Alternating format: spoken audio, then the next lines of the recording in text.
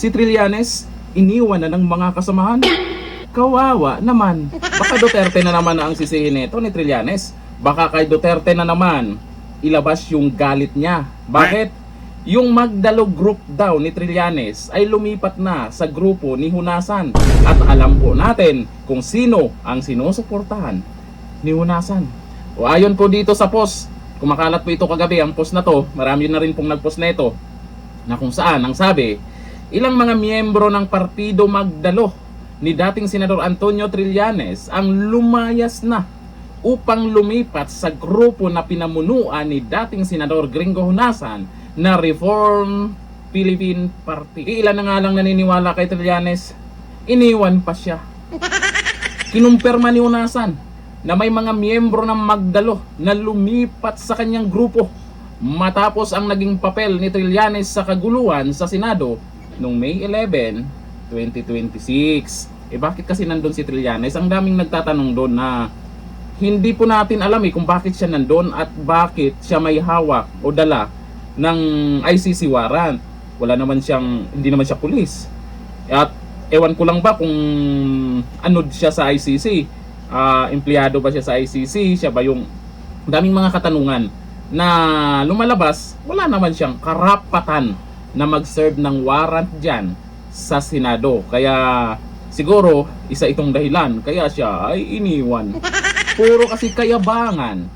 O eto na, ang naniniwala na kasuporta kasamahan na babawasan. Paano yan, Trillanes? Bandang huli, kahit barangay tanod, takbuhin mo, walang maniniwala sa iyo. Paano yan, Trillanes?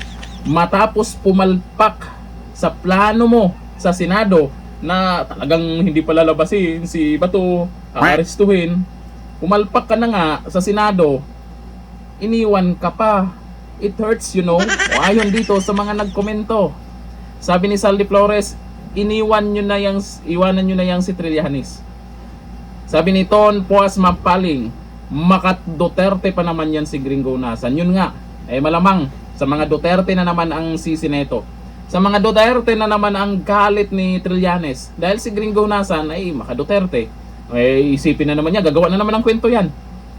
Ano nang naman kayong paliwanag ni Trillanes tungkol sa balitang to? Nakasamahan niya, sumama na kay Hunasan.